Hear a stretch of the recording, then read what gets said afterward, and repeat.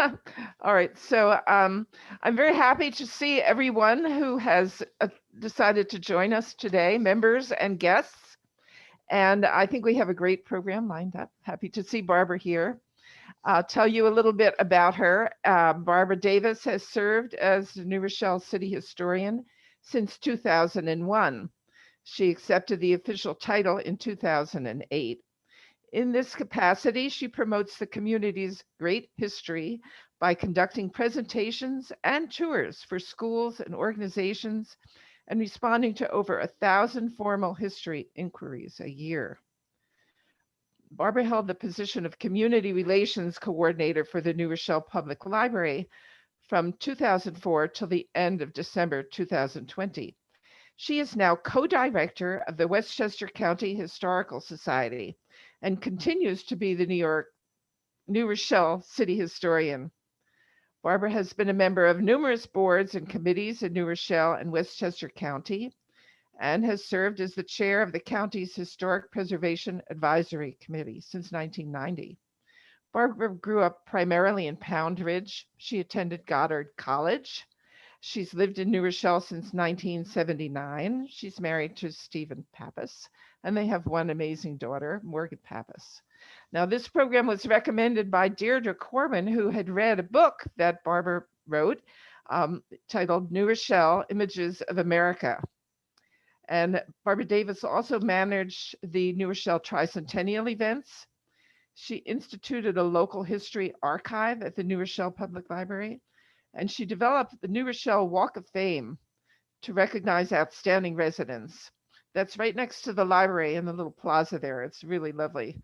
And she created a downtown history hop tour for mobile devices. So we're very happy to welcome Barbara Davis to our club and to our program. And I will let her tell you all about New Rochelle. Oh, thank you, Dorothy. And thank you all for participating today. I was so impressed. The little bit I heard at your official meeting, my gosh, you're doing a whole lot of great things. And that fundraiser, I think I'm going to make a point of coming. It sounds terrific. So let me just get the screen up here to start the program. And beginning.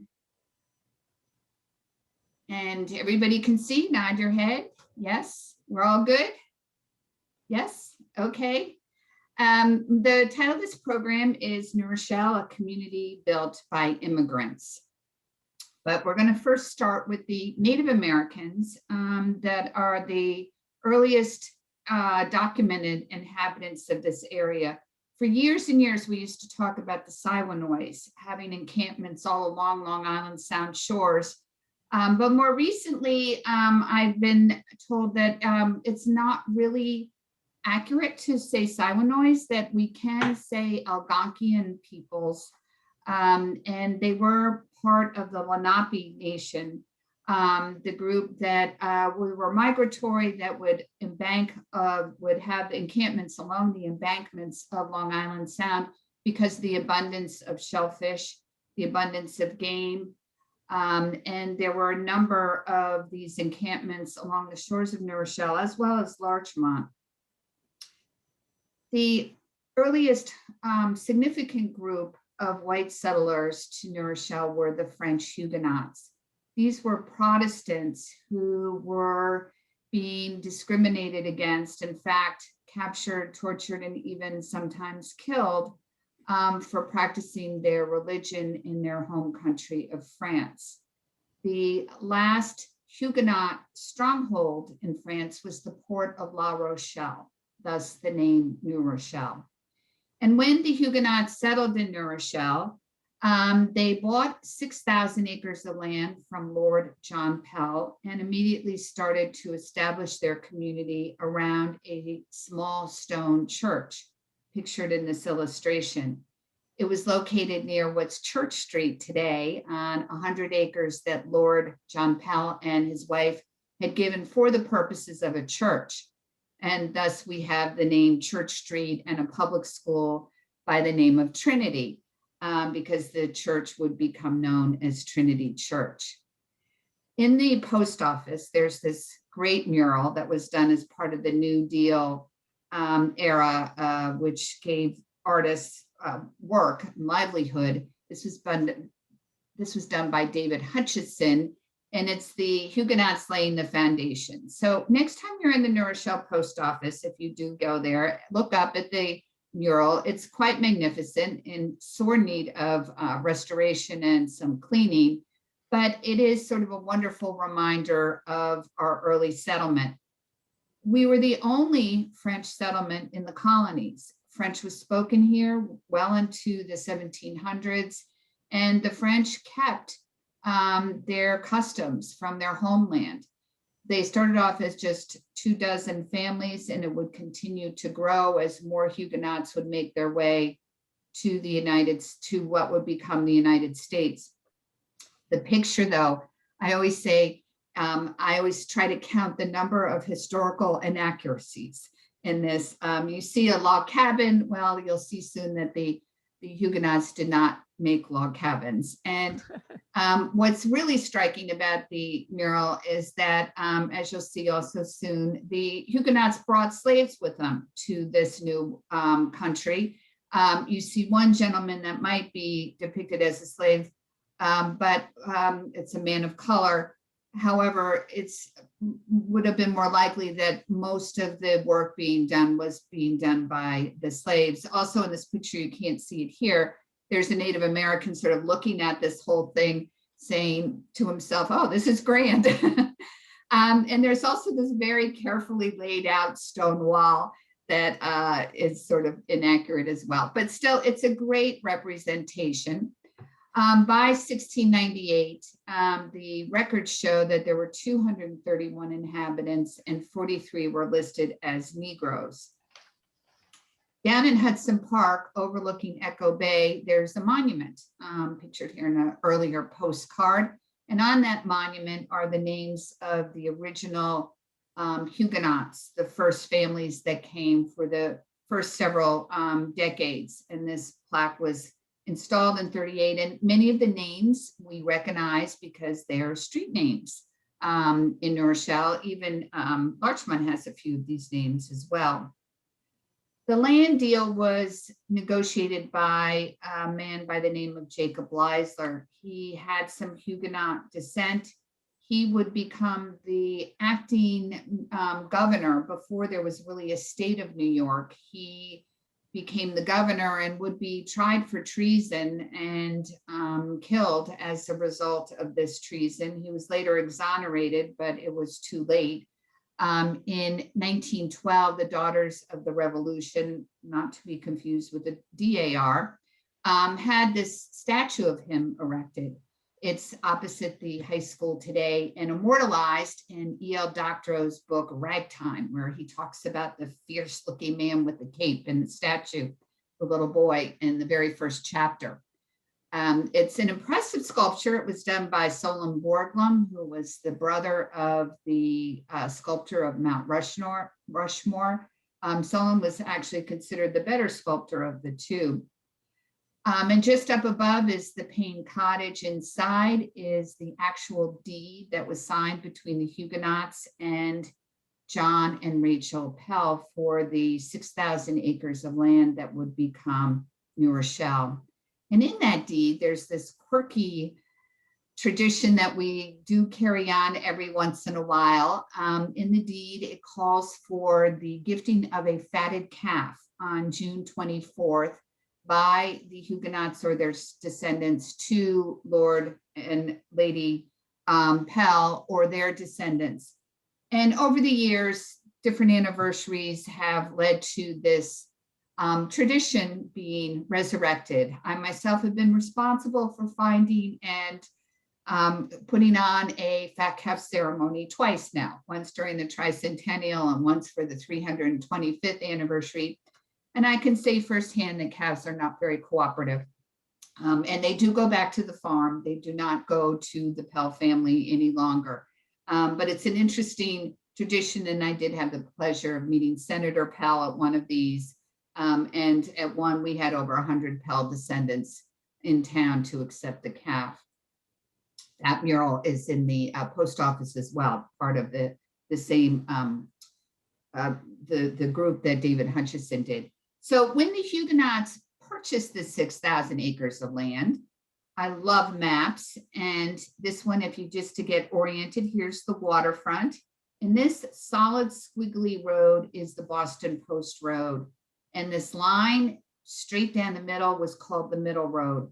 Now, the Huguenots were very, very smart in their selection of land because it was on the water. It was also cut through by this major thoroughfare, the first major thoroughfare, which ran from Boston to what was becoming the mercantile capital of Manhattan. And it was incredibly fertile land. It was also farmable, as opposed to Larchmont, which wasn't farmable, so didn't have such an early settlement.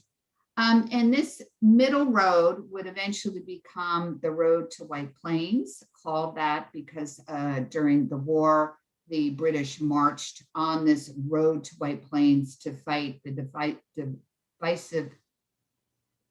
divisive and decisive Battle of White Plains. Now, here in this picture, you see these lots. These are farms. The ones that go down towards the water are very thin because they wanted to give as many property owners water frontage as possible. And then the lines continue to go up. The little squiggly here are the ponds in front of the lakes that are in front of the high school. And here's the Larchmont Reservoir, just to give you orientation. And the bigger lots were given to those who had land that was less farmable, more rocks, more outcroppings. Interestingly, today, some of these subdivisions, early subdivisions, still exist in the subdivisions that would be developed after World War II. By 1710, there are 49 families, 42 French, 3 Dutch, 2 English, 2 German. Interestingly, the Dutch may have been the Hayes family. The first Jewish child born in Westchester was born in New Rochelle. The Hayes family were Sephardic Jews who had come from Holland. They are the ancestors of the Sulzberger family of New York Times fame. And the Hayes would settle first in New Rochelle and then make their way further north, but have long, obviously, roots in Westchester. Reverend Stope, who was the minister at the church for the Huguenots, Trinity Church, wrote in a letter about his flock, how he was baptizing the slaves, and how the slaves were able to attend classes, be schooled with the male children of their owners. And in 1727, there are about 400 people, a few Quaker families, as you see, the 3 Dutch Lutherans, and the 48 slaves.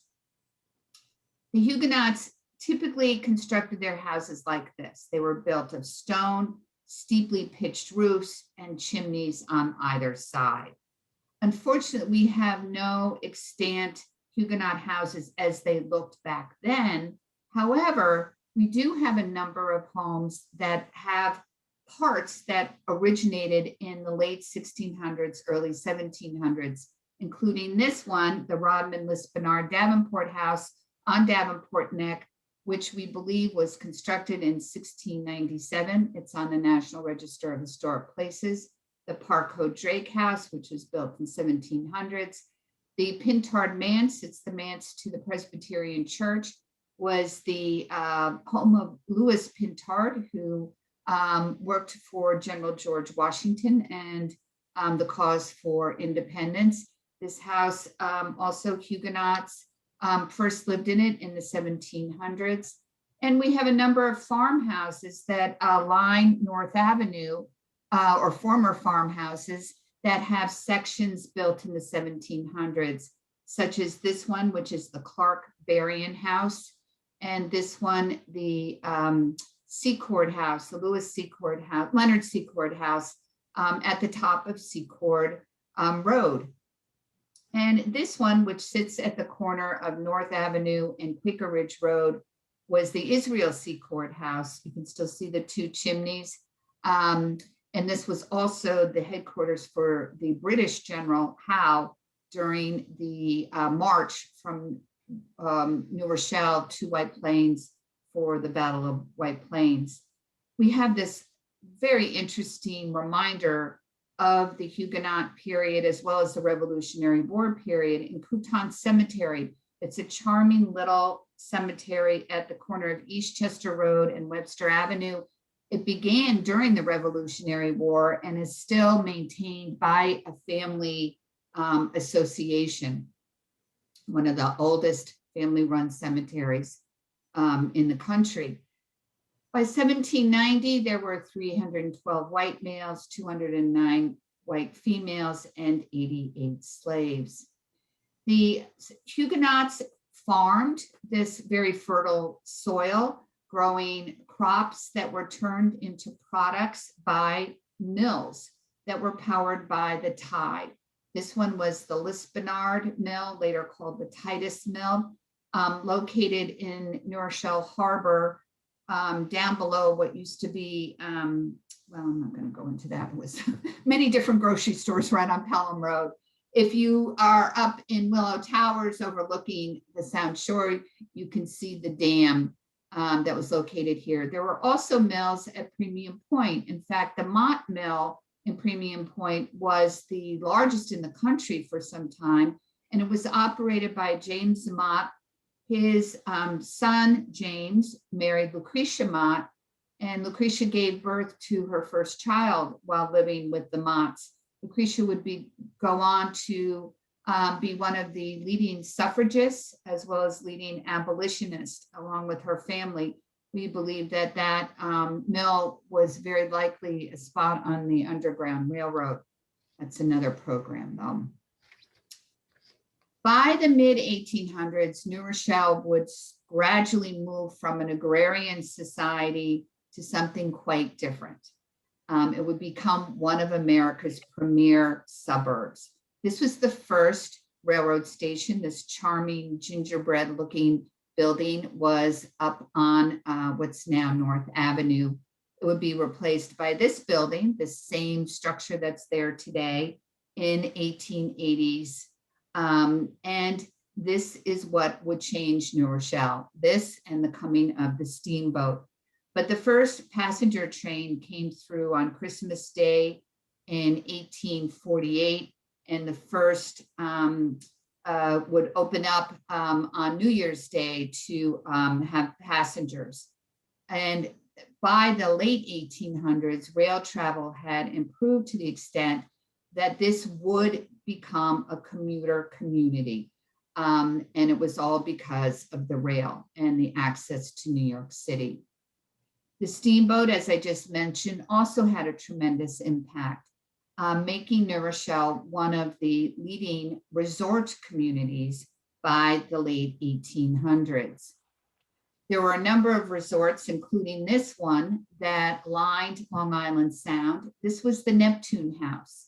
In point of salubrity unsurpassed by any, said the advertisements. The steamboats would come from Manhattan out of the dirty and the crowded and the difficult, challenging living situations. People could get on a steamboat, go up the East River into Long Island Sound. Those steamboats would dock here and let them out for either a weekend or a week of summer enjoyment, clean, fresh air, the Long Island Sound activities, beautiful views. By 1880, a man by the name of John Starren had purchased a number of islands right off the shore, right off where the Neptune House had been located. John Starren was the owner of the largest fleet of steamboats, and he created a destination for those steamboats for recreation use. This became John Starren's Glen Island Resort, the world's pleasure grounds. He connected the islands by footbridges and chain ferries, and by 1881, over 500,000 people came by steamboat to enjoy all of the different recreational amenities these islands provided. It was just a fabulous place, and it was meant to attract a genteel population, people coming by steamboat, not only from New York, but also from Connecticut, would pull in and a Chinese pagoda would ring out as they disembarked. On each island, there were different things to keep people entertained. On many, there were significant small villages. The Starnburn Castle, which still exists today, still stands, but just as a ruin, was Little Germany. And waiters in Lederhosen would sing as they served New Rochelle lager beer that was made over in West New Rochelle that you'll hear about soon. There was also a little Holland, there was a Filipino village, a Hindustan village, an entire Sioux tribe was imported for one summer. Many think that Walt Disney got his idea for Epcot Center from these themed villages. Well, as I mentioned, New Rochelle lager beer. Here you see the brewmeisters. These were gentlemen who came from Germany. And this was the first very large wave of immigrants that came in 1850s or began. And the Germans settled in West New Rochelle. Soon it would become known as Dutch Hill, not because they were from Holland, but because they were Deutsch, German. And there was a very large brewery located on Webster Avenue at what's the corner of Union Avenue. Down below, caverns kept the beer cold, and lagermeisters from Germany were brought in to make this special beer. It became the 8th largest brewery in New York State. Now, it ended not because of prohibition, but because New Rochelle became a city, and with that, a sewer system was put in and a water system, and that dried up the wells that had fed this brewery. So unfortunately, the brewery closed. But it made a huge significance because the Germans laid out West New Rochelle in a very organized fashion. It's 1st, 2nd, 3rd Avenue, 1st, 2nd, 3rd Street, and brought in many craftsmen who came to work in the brewery, but then got other jobs to help build the mansions that were going up fast and furiously. This was the Gilded Age, and big money people who had come to spend summer recreational periods of time, liked New Rochelle so much, they decided to plant roots for good. And they would hire the best craftsmen in the area, mostly immigrants from Europe, to construct their grand homes. This one you see was this home of Sid. It was actually his summer cottage called Castleview. He was a wealthy hotelier, and his guests had the option of coming to spend time in lovely New Rochelle. And these guests included former presidents. We think Charles Dickens might have stayed here, Jenny Lind, the singer. A whole list of notables would come and stay. This would later become the first Catholic women's college in New York State, College of St. Angela, which would become College of New Rochelle. Here's a map that shows just one section of New Rochelle. Here's the train line that, as I explained before, came through in 1848, and Beechwood Cemetery. And as you see, here's West New Rochelle, and it's all laid out in a very organized fashion. So what this was Dutch Hill until the late 1800s, early 1900s, it was predominantly German. The Germans had a number of concerns in downtown New Rochelle, including Germania Hall, located here, and Kusch's Hofmeister's Market. You can see he even brought, and this happened time and again, the immigrants who came not only brought their customs of food and dress, but also architecture. And this was a really fine example of the importing of Bavarian architecture for the shop in the downtown. The Malsteads had a number of concerns, including a major ice making enterprise that took place in front of the what's now the high school. This little house here is the Huguenot Children's Library today. That was their home and of one of the Malsteads, and they would cut these great huge blocks of ice to put in these barns to be shipped out to other parts of New York. as well as distributed in the area.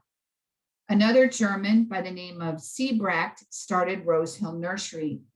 He came in the 1870s with just a rucksack and would become one of the leading florists and horticulturists in the country.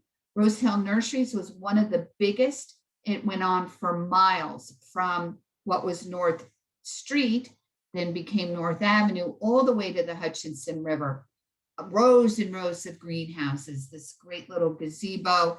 The stone pillars going into Rose Hill, the street, still stand today, as well as his homes. But as you can see in this diagram over here, it was incredibly extensive, and he grew all the plants that would be used to create the bouquets of all the society women in New York City, and made quite a lot of money doing so.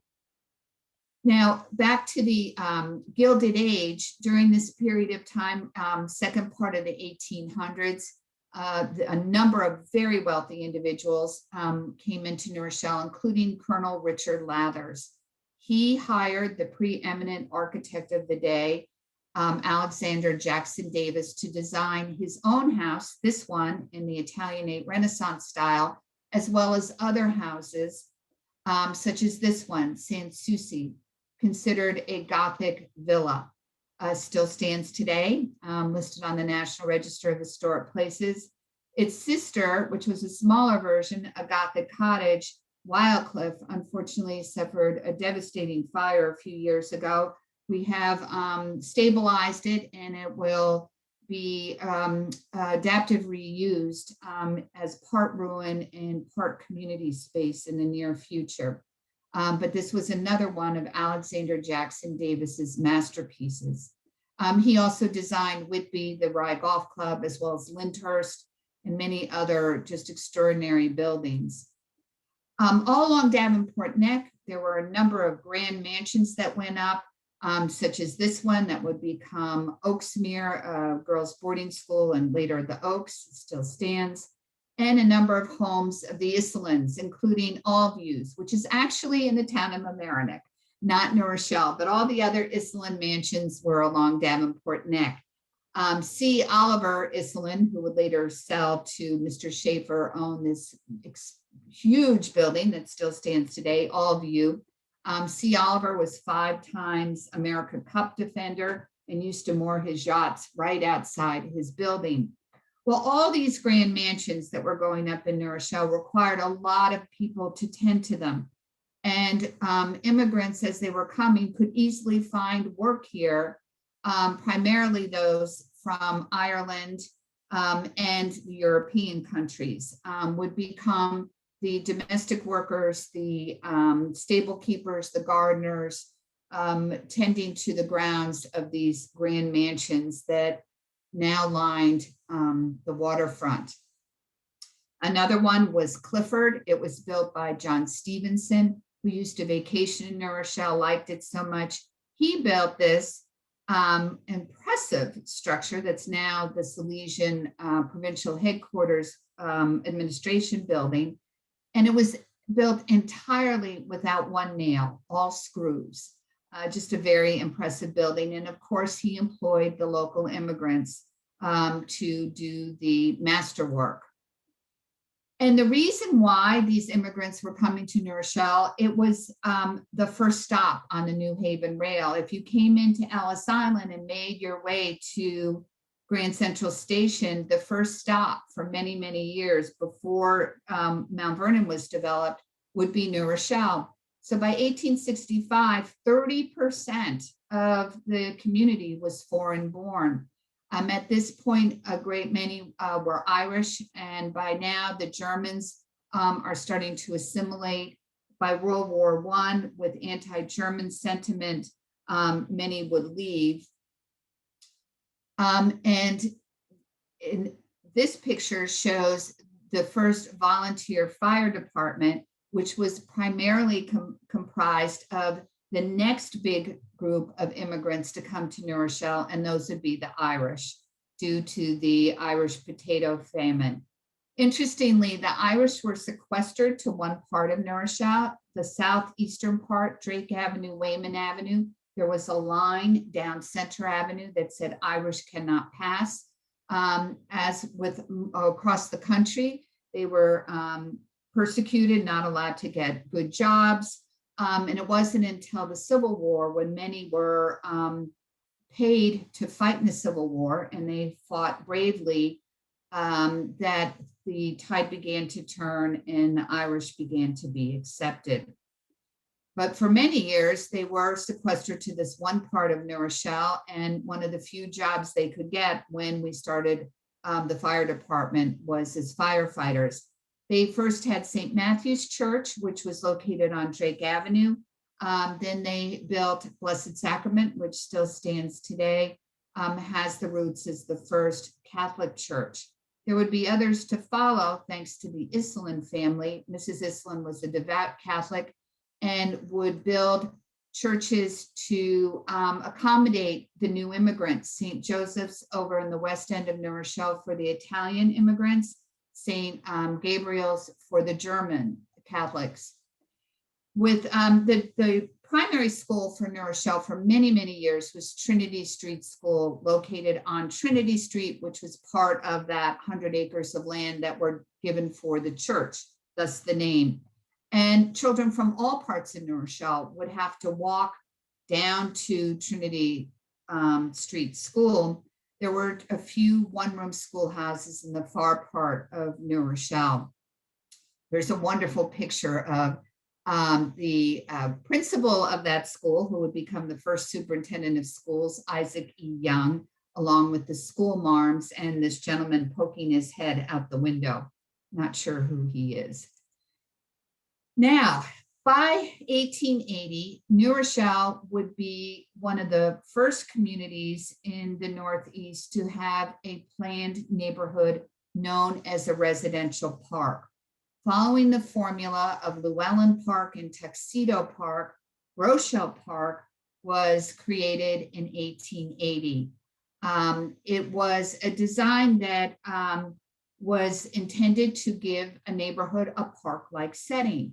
And for New Rochelle, this residential park was within walking distance to the train station. So it was designed to be a welcome place for commuters in which to build their homes.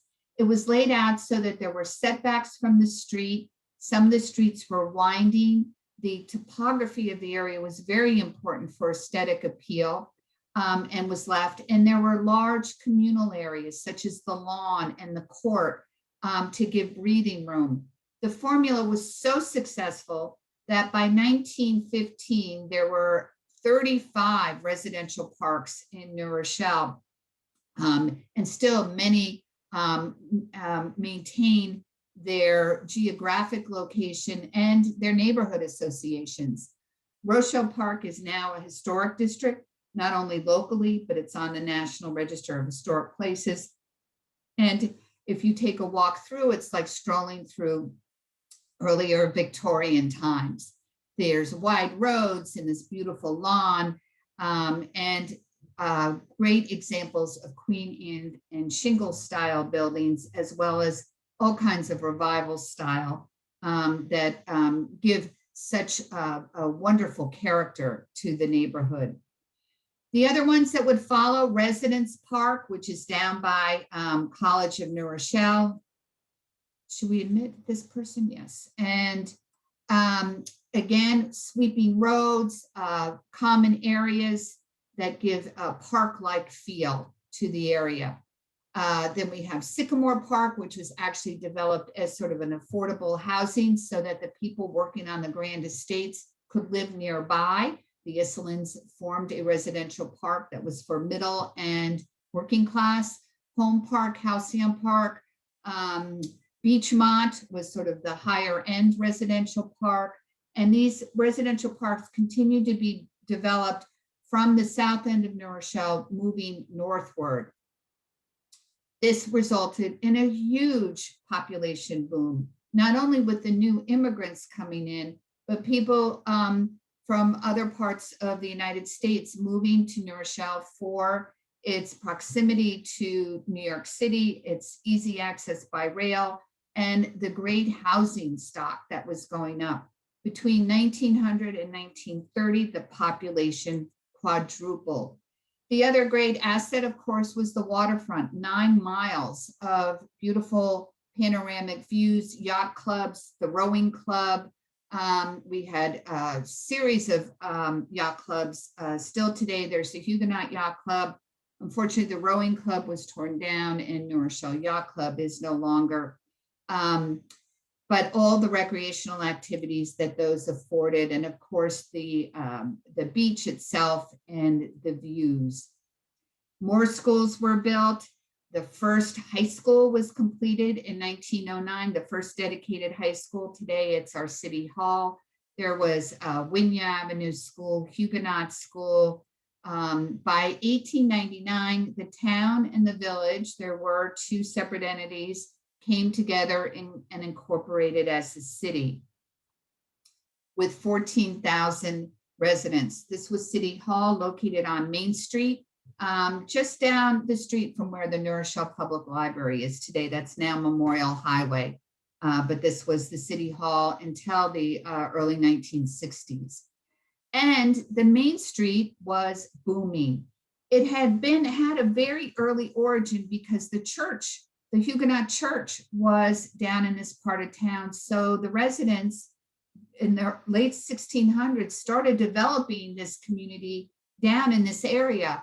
Once the train came through, the train station was here, it started just mushrooming. And one of the reasons why it was growing so quickly were the stores. People were living over the stores and maintaining them, keeping them open every day of the week. And the majority of these shop owners by the early 1900s were those who had come from Eastern Europe. They were Eastern European Jews.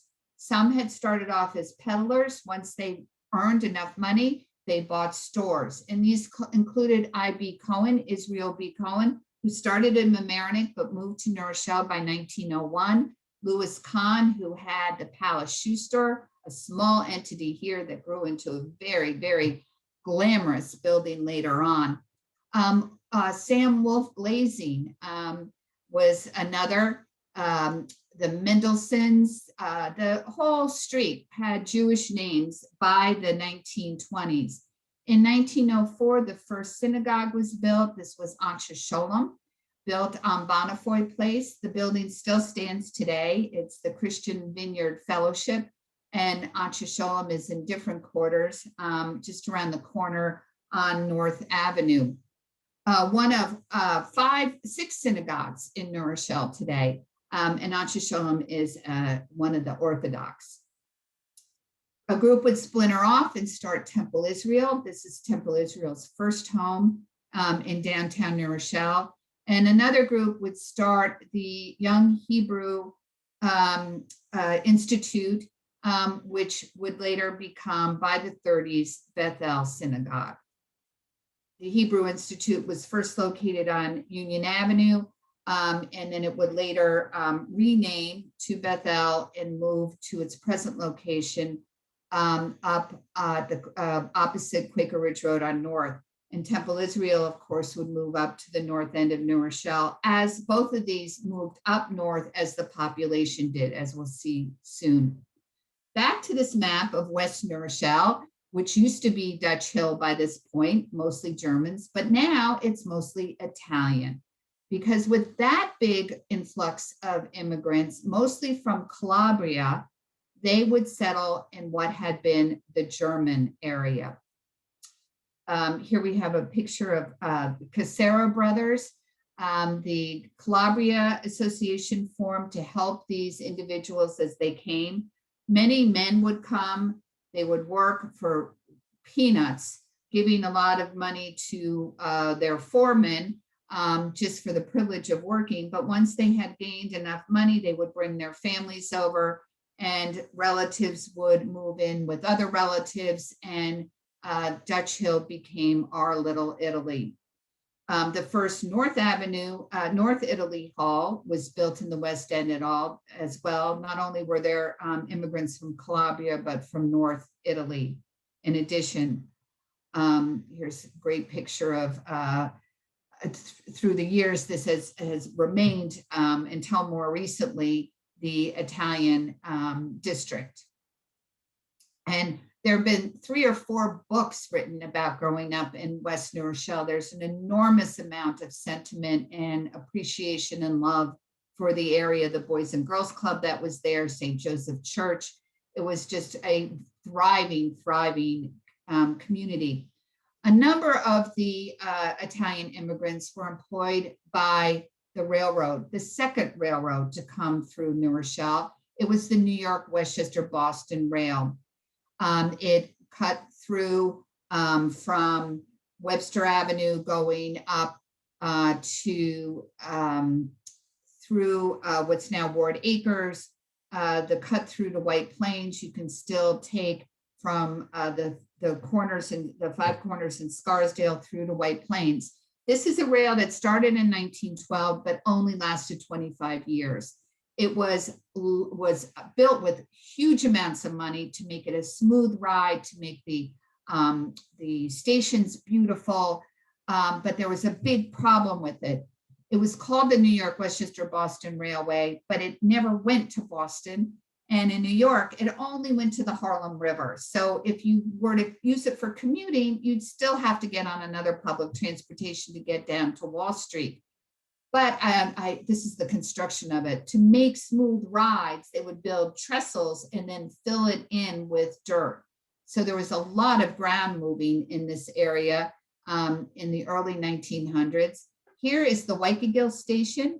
The cut through you can still see if you're in the Waikagill area. This used to be the In-N-Out Photo and Baskin Robbins. Today it's the Cigar Lounge, I think. And there's still the stairs. If you walk down the stairs to Minuteman Press, those are the stairs people walk down to get to the tracks. I just walked those stairs this morning and I was thinking I really should put a sign up to let people know. It's such an amazing thing that this rail went through here. We have 3 stations in New Rochelle that are being used for other purposes, but their original purpose was rail stations. And even though this was short-lived, it employed numerous immigrants and it created neighborhoods. The neighborhood of Waikagill is the result of the New York, Westchester, Boston Rail. People could walk to the train, get on the train and get into Manhattan. So there was a huge boom in building from the late 1800s until the Depression. Even with the Depression, the building continued for some time. Here we see Westchester's tallest skyscraper going up. This was in 1929. The result was what we now call the K building, the Kaufman building, which is now dwarfed by other buildings coming into New Rochelle. And here was the Women's Christian Temperance Society building that was torn down for the coming of I-95. But here, 1929, the tallest skyscraper goes up. And our downtown really resonates this period of time. So there was money coming in. The downtown had been thriving, and the shops and the stores that were being built, no expense spared in the 20s, and many of them employed the architecture of the day, which was Art Deco. There was some whimsy to it. There was character. They wanted people to feel like coming in and spending their money. This was a monumental bank called Spoken Arts, later became Spoken Arts after it was the National City Bank. One of our buildings here had sort of an Egyptian feel. These were all crafted by the immigrants, primarily living in West New Rochelle.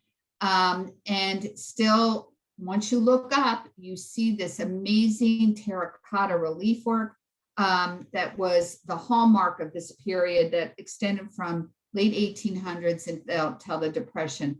This building is just chock full of terracotta relief work of fruits and vegetables and faces, just extraordinary. It's located on the corner of Center and Main Street. And once again, the downtown was thriving. Here's I.B. Cohen, you see, and the City Hall. It was located at a different place as it is today. By the 40s, I swear there were 40 shoe stores on Main Street in New Rochelle. And we had the first suburban Bloomingdale's because there was such good parking. That opened in 1941. The first Arnold Constable, that opened in the late 30s. And by 1928, the Central High School was completed. This would replace the building that now houses City Hall. Because of the huge jump in the population, our French Chateau-esque looking high school situated in the Front Lakes, they're much smaller now, that had been once used for the ice cutting business. Other schools during this period, beginning late 1920s, early 30s, Jefferson School, built in the Art Deco style, Isaac Young, like a castle, and the Henry Barnard School in Larchmont Woods to reflect the Tudor houses of that area. Now with World War II, and I have to tell you, these pictures come from Fort Slocum, which is located on David's Island, but that's another program, another amazing history. And after World War II, the north end of New Rochelle was primarily still farmland. This is because the growth and development of all of those neighborhoods, those residential parks, got as far as about where the high school is today with Payne Heights and Forest Heights. And then with the Depression, bump, construction stopped. But the land had already been purchased and was still being used for farmland, but no construction with the Depression and then the war. So after the war, the north end of New Rochelle was prime for rapid construction of housing for the returning GIs and for those who had the GI Bill benefit for mortgages. So this land was bought up quickly by developers and the housing went up. To give you an orientation, here's Larchmont Reservoir. We have Carpenter's Pond here, and you can see these big open lots have not yet been subdivided. But after the war, yes. But this is how it looked primarily in the north end. These are Guernsey cattle on Ward Acres, open farmland with the stone walls and all deforested, so ready to go. By the 1950s, this surge post-World War II meant that there were three different kinds of migrations that occurred in New Rochelle. One was Jewish, and by the 50s, of all the Jewish population in the county, more than half lived in New Rochelle and in Mount Vernon. One that typified this kind of construction is this house, once owned by Carl Reiner, who used his house in the location in North New Rochelle for his inspiration for the Dick Van Dyke Show. And this, of course, would be in the early 60s, and that became so popular. I was asked recently by a reporter, so will New Rochelle always be remembered for being the first spot of the pandemic? And I said, no, it's always going to be remembered as the place where the Dick Van Dyke Show took place. I think that it's always the case of all the wonderful history that's happened here. This is what's remembered. And so by the 60s, early 60s, New Rochelle would have its first Jewish mayor as a result of this Jewish migration. And the migration occurred primarily from the boroughs, people leaving the Queens, Bronx, Brooklyn to move to the country or country-like setting with good commuting to Manhattan, good strong schools, and the suburban life. And that's what North End of New Rochelle gave. And that's why the Jewish synagogues, Temple Israel and Bethel, also moved northward to accommodate this growing population. Our first Jewish mayor was Alvin Ruskin, pictured here with his family. The other migration that occurred during this time would be from also from the boroughs and from Manhattan, as well as from the South. And this would be the second great migration of African Americans. And in New Rochelle, this was not only people with the GI Bill, but also what would be considered the upper middle class and upper class of African Americans. People involved with civil rights movement, people in the arts, in the theater, came to New Rochelle because the housing was more open and schools were more open, despite the fact that New Rochelle would have the first desegregation case in the North. A family that exemplified this was the family of Ozzie Davis and Ruby Dee, who moved from Mount Vernon to New Rochelle in 1961 to raise their family and stayed here until their deaths.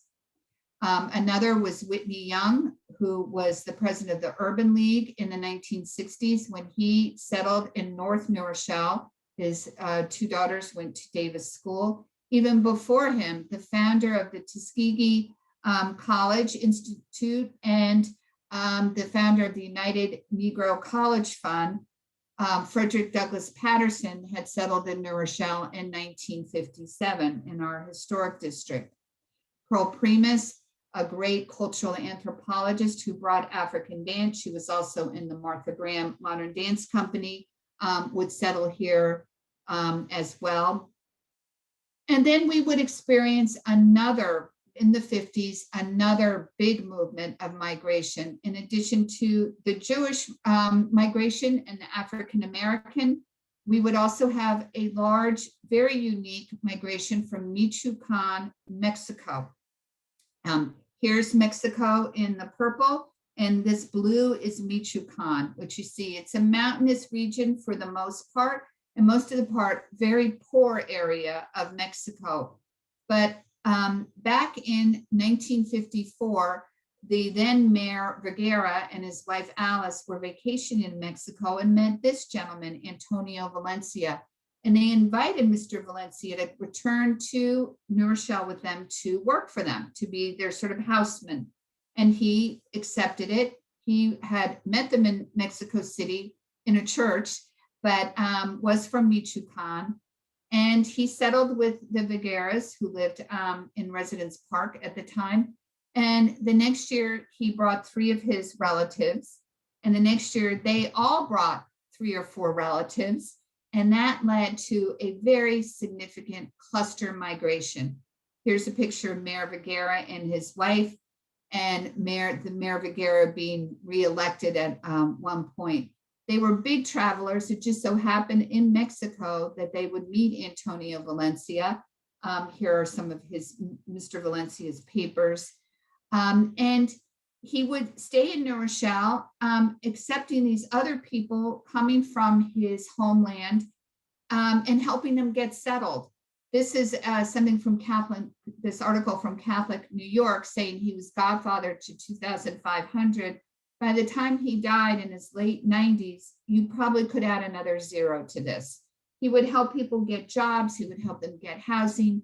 He would make sure they knew about the New Rochelle Public Library. He was an amazing gentleman who would also raise funds to send back to Michoacan, where schools could be built, where churches could be built, where his homeland could be improved. He made a tremendous impact. And today, so many of his descendants are still in New Rochelle. I know when my daughter graduated from New Rochelle High School in 2009, there might have been 15 Valencias in her class.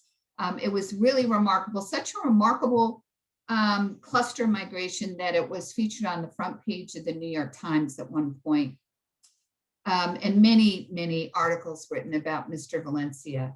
And here he's pictured. And as a result, New Rochelle has a thriving, and I have to say it's not just Mexican. Our Spanish-speaking residents are from all parts of Central and Latin America, including Guatemala, Colombia, Ecuador, but the largest group are definitely from Mexico, and a great many from Michoacan because of Mr. Valencia. This is one of our parades. And at the New Rochelle Public Library, when as community relations coordinator, I had the great privilege to work with a group of artists, one of whom, Lupita, was a great niece of Mr. Valencia. Every October, they would put together this amazing Day of the Dead exhibit in our lobby, and we'd have wonderful performances, and it was just such a real treat to explore this very vibrant culture, which was a blend of ancient tradition that they made their own. And each year at the New Rochelle Public Library, we have Calpulli Mexican Dance Company come to give lessons, and it culminates in a great program right outside the library, overlooking Library Green, whereby the children perform right along with these fabulous professional dancers with Calpulli. Here the girls and boys both dress up, and we have huge numbers. We had huge numbers of people attending this very festive event. So I'm going to close with that. Happy times when we could all gather and applaud the Mexican dance and dance one hand in hand. Hopefully it won't be too long that we're back on Library Green celebrating as a enormously diverse community. As you see from these pictures on past events that we had right in the heart of New Rochelle.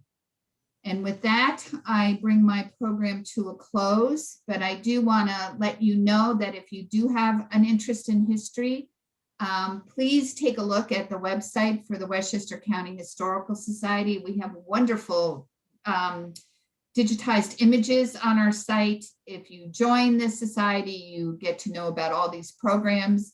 I'm doing one on Sunday evening, leading women of Westchester, which I gave to your organization a few years ago. This is my email now, bdavis_nrhistory. This is my sort of New Rochelle historian email at gmail.com, but you can also find me at the Westchester County Historical Society. And I just have to tell you, if you do become a member at the $100 rate, you get this beautiful book. Let me stop my screen sharing so that you can see this book, Picturing Our Past, which is a great deal if you become a member at the $100 rate. And membership you can find on our website, which is Westchester History. Mm-hmm. Well, thank you. Thank you, Barbara. We have a couple of questions in the chat area here, which I don't know if you see them, but I can read the first one. Any sense of how many Huguenot descendants live in New Rochelle now? Very few, if any. When we've had different functions where we have Pell family members, there's probably one that I can tell, and one that moved to New Rochelle after she got married, but wasn't from here originally. Her family was from South Carolina. A number of Huguenots settled in South Carolina, and she was a Guyon who married a Facina and lives here now. But unfortunately, no, most of the Huguenot, if not all, I can't tell you if any are still here. Rochelle Park is located right in back of City Hall. And I do encourage you to drive through the area. It's fabulous. Oh, I know that. Yeah, it's all the big Victorian houses. And if you go on Hamilton Avenue, you really, and it connects with Potter on the other side. Right. There's kind of a green area in the middle still, isn't there? Yes, Yeah. that's their part of their common area. They had the port, the circle. Then I have a question. Do you have something in writing, the early buildings and where they are? There used to be a map. I did a thing called Historically Significant Buildings of New Rochelle that used to be on the city's website, which I don't think is there any longer. I do have copies of it, and I could send you one if you email me, whomever's asking that. Again, my email is bdavis_nrhistory@gmail.com. It's a great map with pictures. Where does Pelham and Pelham Manor fit in? Well, they were all part of Lord John Pell's property. You know, Westchester, or this region wasn't called Westchester then, was originally divided into manors. There was Van Cortlandt Manor, Phillipsburg Manor, Phillips Manor, and the manor of Lord Pell. And the land would gradually be sold off. So 6,000 acres plus the 100 that they gave became New Rochelle, and gradually Pelham and its manor were sold off as well for development as a community. How do I feel about the plans for the New Rochelle Naval Armory? It's a tough question. I had wished that it's like a number of buildings in New Rochelle that are so far gone now. I'm trying desperately to stabilize the last barn that's still standing at Ward Acres. And I could spend a whole lot of time, and I do spend a whole lot of time just trying to preserve and protect our resources. It's a tough haul. We do have an extraordinary number of historic buildings in New Rochelle, and so many are used on a day-to-day basis. I'm hoping that the armory is restored and reused. I can't really address the development because I don't know what the final plans are. I kayak in the back, and I know that that water area is significant for waterfowl.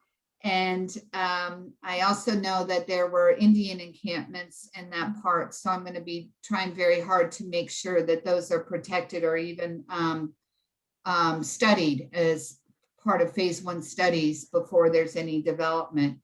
So I know I'm sounding a little wishy-washy, but I don't really have an opinion quite yet. I just hope that the armory is restored and reused. And will be reused in a way that's sustainable. The question about the Huguenot Church in Pelham. It's called the Huguenot Church because there were Huguenots in that area as well, but I can't give you the history of the church. I'm not familiar with it. I'm sorry, I'm so provincial. I'm just New Rochelle. But no, I have to expand now that I'm county. So and actually I do know other parts of the county as well. Well, I'm thinking of Thomas Paine and the Thomas Paine Cottage, which is another big part of the historical New Rochelle. Yep, definitely. It didn't fit into this one so much because this was the theme is immigrants, but just recently they announced that the Thomas Paine Memorial Building, which is owned by the National Thomas Paine Association, and the Thomas Paine Cottage, which is owned and maintained by the Huguenot and New Rochelle Historical Association, are joining forces to enhance programming and opportunities and the history of that whole complex that's right there. So that was a good move. That's it. And you'll be hearing more about that. They just announced it this week. Okay. I have a comment. My husband was from New Rochelle, and his father was chief of police from 1940 to 1960. And when you mentioned the K building and the post office, diagonally across the street from the K building and across the street from the post office was a house. And my husband's mother was born in that house. And I have a remnant. Are you Kirchhoff? Is it the Kirchhoff family? Yes. I have a reminiscence of hers talking about when it was Rose Street. And of course, the Kirchhoff name is quite prominent in New Rochelle. Thank you very much. Yeah. Oh, yeah. And if you ever want to see this, get in touch with me because it's a handwritten or typewriter written piece of her memories. Because at that point, Rose Street was the section of North Avenue between Huguenot Street and Main Street. Yes. Main Street, the Lowe's Theater went across the street. And at the other, there was the George T. Davis Funeral Home. So it didn't open up until the late 1930s. It didn't become a throughway. And the Kirchhoff family, the Kirchhoffs had a wagon making concern right there. And on Lawton Street, where the library is today, was the Kirchhoff wagon stables. I didn't know anything about that. So if Well, I send you an email to your email address that you just gave, I'll send you stuff. that would be awesome. I didn't know that. Thank you very much. Well, thank you. I'm thrilled to know that you're living there. I didn't know that the Kirchhoff's descendants were so close by.